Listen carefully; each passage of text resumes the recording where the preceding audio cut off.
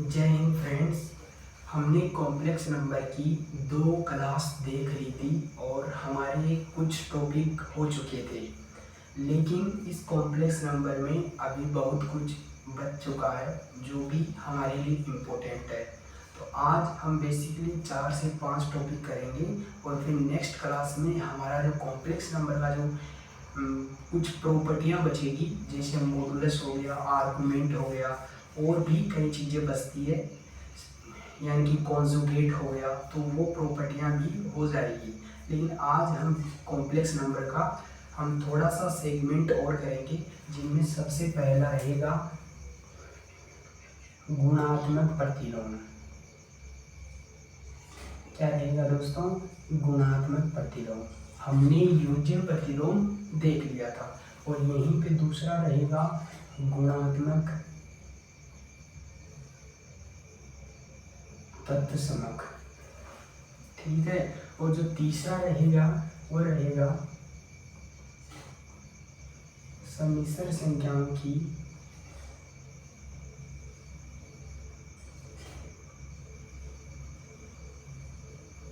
तुलना। ठीक है, सम्मिश्र संख्याओं की तुलना। और जो ये हमारे आज के टॉपिक रहेंगे, फिर हम कुछ एग्जाम्पल भी करेंगे। तो देखिए दोस्तों, गुणात्मक प्रतिलोम हम डालते हैं हेडिंग गुणात्मक प्रतिलोम। गुणात्मक प्रतिलोम का मतलब होता है दोस्तों कि कोई भी संख्या है, उसको अगर हम किसी संख्या से गुणा करते हैं तो गुणा करने पर हमें एक प्राप्त होता है, वह गुणात्मक प्रतिलोम कहलाता है। किसी संख्या को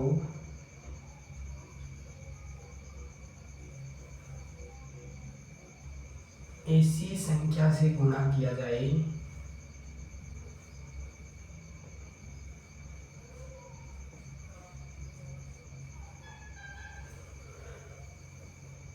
कि एक प्राप्त हो जाए,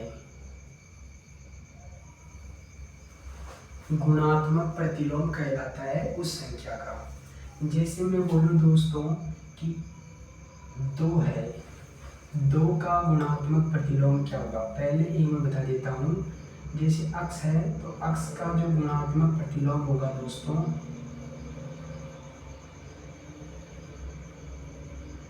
वो क्या हो जाएगा, वो 1/x हो जाएगा। यानी कि मैंने कहा कि कोई संख्या अक्स है और उसको किसी संख्या से मल्टीप्लाई कर दूंगा तो 1 आना चाहिए, वही उसका गुणात्मक प्रतिलोम होता है। तो किस संख्या से गुणा किया? 1/x से, तो यही इस संख्या का क्या हो गया, गुणात्मक प्रतिलोम हो गया। मैं कहूँ कि 2 का गुणात्मक प्रतिलोम क्या होगा, 2 का गुणात्मक प्रतिलोम क्या होगा, 2 का गुणात्मक प्रतिलोम क्या होगा दोस्तों, 1/2, इसको मल्टीप्लाई करूँगा तो 1। ऐसे ही कॉम्प्लेक्स नंबर के अंदर मैं कहूँ कि 1 प्लस आयोटा का गुणात्मक प्रतिलोम क्या होगा, का गुणात्मक प्रतिलोम क्या होगा। इस संख्या को किस संख्या से मल्टीप्लाई किया जाए कि इसका आंसर 1 आ जाए। तो दोस्तों मैं मानता हूँ कि इसका जो गुणात्मक प्रतिलोम है वो क्या है दोस्तों, 1/x होगा। तो ये अगर x है तो 1/x अर्थात 1 प्लस का आयोटा होगा। लेकिन लोचा यहाँ पे तब हो जाता है जब एग्जाम में 1 प्लस आयोटा नहीं दे रखा होता है। तो मैंने बताया था पहले कि ये सोल्व की गई नहीं है, ये पूरे सोल्व रूप में नहीं, इसको सोल्व करो तो 1 माइनस का आयोटा से इसको मल्टीप्लाई कर देंगे, तो ये आ जाएगा 1 माइनस का आयोटा अपॉन में 1 और -1 + 2। ये इसका आंसर हो जाएगा दोस्तों, इस रूप में यहाँ पे देता है। ठीक है, तो ये इसका गुणात्मक प्रतिलोम हो गया। ऐसे ही दोस्तों गुणात्मक प्रतिलोम हो गया, ऐसे ही वह गुणात्मक तत्समक देता है। क्या देता है? गुणात्मक तत्समक पूछता है। तो गुणात्मक तत्समक का मतलब होता है कि किसी संख्या को ऐसी संख्या से गुणा किया जाए कि संख्या वही रह जाए। तो किसी संख्या को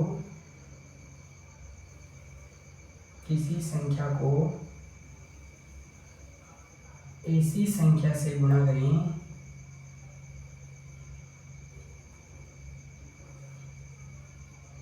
कि वही संख्या रह जाए, वही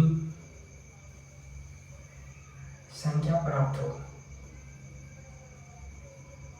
जैसे अगर 2 का गुणात्मक तत्समक क्या होगा, तो ऐसी संख्या बताओ जिसको 2 से मल्टीप्लाई करने पर 2 ही प्राप्त हो, 1 होगा, तो यानी कि 2 का गुणात्मक तत्समक 1 होगा।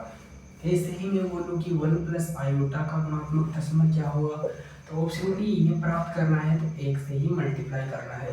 तो यहाँ पे लिख लीजिए ऑलवेज किसी भी संख्या का गुणात्मक तत्समक 1 होता है। क्या होता है? 1 होता है। लेकिन प्रतिलोम तो अलग अलग हो सकता है, प्रतिलोम तो हर संख्या का अलग अलग होता है, ये हमको समझना है। तो ये हमारे 2 टॉपिक तो हो ही जाते हैं। तीसरा जो टॉपिक है वो अब करवाएंगे।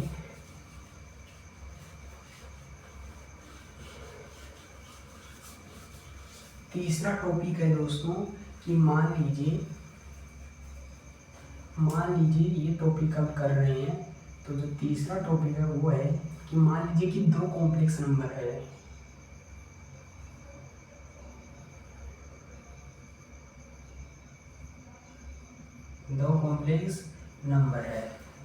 जब 2 कॉम्प्लेक्स नंबर हो और अगर उनमें इमेजिनरी पार्ट इंक्लूड हो, क्या हो? देखिए दोस्तों, हम 2 संख्याओं की तुलना तभी कर सकते हैं जब कोई संख्या रियल नंबर हो, लेकिन कॉम्प्लेक्स नंबर हो तब हम उस संख्या में तुलना नहीं कर सकते। तो मैं यहाँ पे Z1 Z2 से बड़ा हूँ ये कहना गलत है। और अगर मैं कहूँ Z1 Z2 से छोटा है, कहना गलत है, जब तक इमेजिनरी पार्ट 0 ना हो। दोनों ही कंडीशनों की जब तक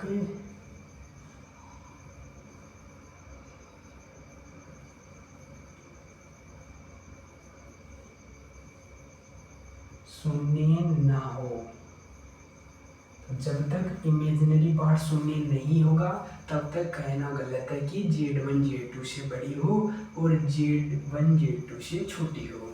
लेकिन दोस्तों Z1 और Z2 को अगर मैंने बराबर कर दिया तो इसका मतलब है कि जो इमेजिनरी पार्ट है वो इमेजिनरी पार्ट, रियल पार्ट है तो रियल पार्ट के बराबर होगा, और इमेजिनरी पार्ट है वो इमेजिनरी पार्ट के बराबर हो जाएगा। अब हम इन्हीं प्रॉपर्टियों पर एक क्वेश्चन लेते हैं जबरदस्त लेवल का, ये उठा लेना। मान लीजिए कि मैं एक क्वेश्चन ले रहा हूँ a प्लस का iota b greater than c plus का आयोटा d, तो क्या ये सही है? अब ऑप्शन देखिए b स्क्वायर प्लस का d स्क्वायर बराबर 0, बी ऑप्शन देखिए a स्क्वायर प्लस का c स्क्वायर 0, सी ऑप्शन देखिए c स्क्वायर प्लस का d स्क्वायर 0, और चौथा ऑप्शन देखिए a प्लस c बराबर 0। तो देखिए दोस्तों, मैंने कहा था कि हम तुलना, अब इसने तुलना कर दी है, इसका मतलब यहाँ पे इमेजिनरी पार्ट अवश्य 0 होगा, तो इमेजिनरी पार्ट इसका भी 0 होगा, उसका भी 0 होगा, तो मैं कह सकता हूँ कि b भी 0 होगा और d भी 0 होगा। तो अगर मैं यहाँ पर स्क्वायर करूँ b का स्क्वायर तो भी 0 होगा, और अगर मैं d का स्क्वायर करूँ तो भी 0 होगा, अगर मैं इन दोनों को जोड़ दूँ तो भी 0 ही तो प्राप्त होगा। तो एक ऐसा ऑप्शन मतलब ए ऑप्शन है जो राइट हो जाएगा। अगर मैं यहीं पे कहता अगर मैं यहीं पे अगर मैं क्या कहता, मैं कहता कि यहाँ पर इक्वस टू है, तो इसका मतलब इमेजिनरी पार्ट इमेजिनरी के बराबर होगा और रियल पार्ट के बराबर होगा। तो इसको हम बराबर कर देंगे और इस पार्ट को इसके बराबर कर देंगे। तो ए बराबर सी होगा और जो बी बराबर दोस्तों डी होगा, तभी तो हो जाएगा। समझे? इस तरीके से कंपैरिजन कर सकते हैं। अभी क्या है कि अभी क्वेश्चन मेरे पास में नहीं है और वैसे मैं करवा सकता हूँ, लेकिन अभी थोड़ा गला भी खराब कर रहा है। लेकिन कल हम 1 घंटे की एक इसी की प्रैक्टिस करेंगे और उसके बाद में हम क्या करेंगे, उसके बाद में हम कॉन्सेप्ट को आगे बढ़ाएंगे। और कल हमारा जो चैप्टर है वो लॉगरिथम का, इसमें हमने कर दिया था लॉगरिथम का, देख लो दोस्तों। हाँ, अब याद आ गया। इसमें 4 नंबर हेडिंग डालो, समिश्र संख्या का लघुगणक। समिश्र संख्या का लघुगणक। देखिए किसी भी कॉम्प्लेक्स नंबर, अगर कॉम्प्लेक्स नंबर z बराबर x प्लस का आयोटा y है, उसका हमें लघुगणक लेना होता है, यानी कि दोनों साइड में क्या ले लूँ, log ऑफ z। तो जो log ऑफ z होता है दोस्तों, वो होता है log of mod z plus का iota tan inverse y upon x, ये होता है दोस्तों। अब यहाँ पे जो मोड जेड होता है दोस्तों, किसी भी कॉम्प्लेक्स नंबर का जो मोड जेड होता है वो ऑलवेज क्या होता है, एक्स स्क्वायर प्लस का वाई स्क्वायर, यानी कि रियल नंबर का स्क्वायर प्लस इमेजिनरी नंबर का स्क्वायर और रूट ले लिया जाता है। तो यहाँ पर ये है, तो इसका जो log ऑफ कॉम्प्लेक्स नंबर होगा, तो log of root x square plus y square plus का iota tan inverse y upon में x हो जाएगा। समझ में आया? अब इसी से एक एग्जांपल हम करते हैं दोस्तों। क्या करते हैं? एक एग्जांपल हम करते हैं। मान लीजिए कि कोई कॉम्प्लेक्स नंबर है z बराबर आयोटा की पावर आयोटा, और इसमें पूछ रहा है कि वास्तविक मान क्या होगा। वास्तविक मान बताओ, तो कैसे निकालेंगे? तो ऐसी कॉम्प्लेक्स नंबर का, एसी का तो सीधी सी बात है, इसका नहीं निकाल पाएंगे क्योंकि अभी ये सोल्वर नहीं है, यानी ये सोल्वर नहीं है। तो एसी का कैसे निकालेंगे? log ले लेंगे, तो log ऑफ mod z दोनों साइड लेंगे, तो log ऑफ आयोटा की पावर आयोटा, तो सीधी सी बात है, एक्सपोनेंट की पावर आगे आएगी, तो log ऑफ mod z बराबर क्या हो जाएगा, आयोटा log ऑफ। समझ में आया? अब यहाँ पे log ऑफ mod z क्या हो जाएगा, आयोटा बाहर आ जाएगा मल्टीप्लाई में, और यहाँ पे कॉम्प्लेक्स नंबर दोस्तों क्या बच गई है, आयोटा। आयोटा क्या होता है, 0 प्लस, इसको क्या लिख सकते हैं, 0 प्लस का 1 आयोटा लिख सकते हैं ना।